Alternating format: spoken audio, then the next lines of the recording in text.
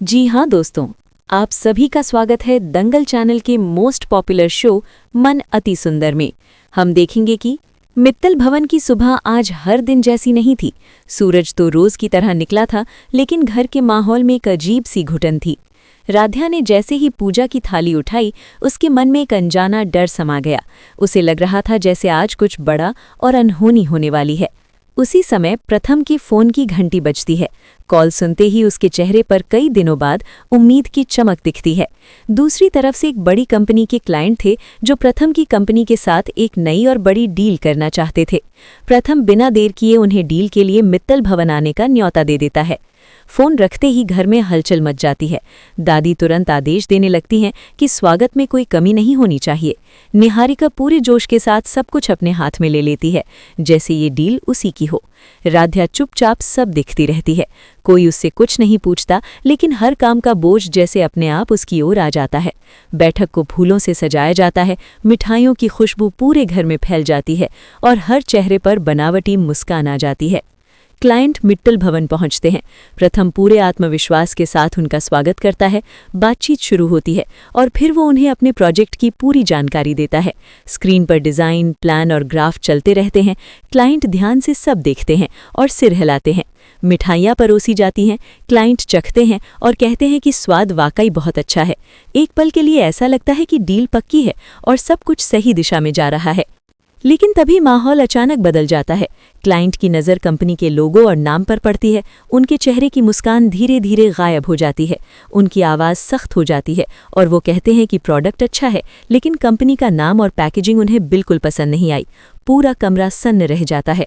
Client साफ शब्दों में कह देते हैं कि अगर डील चाहिए तो कंपनी का नाम बदलना होगा और पैकेजिंग को बिल्कुल नया और यूनिक बनाना होगा, वरना वे अभी इसी वक्त डील के कागज़ फाड़कर सौदा कैंसिल कर देंगे। यही वो पल होता है जब दादी और निहारिका की साजिश सामने आने लगती है। दादी बिना सोचे समझे राध्या की तरफ उंगली उठा देती हैं और कहती हैं कि ये सब उसी की गलती है।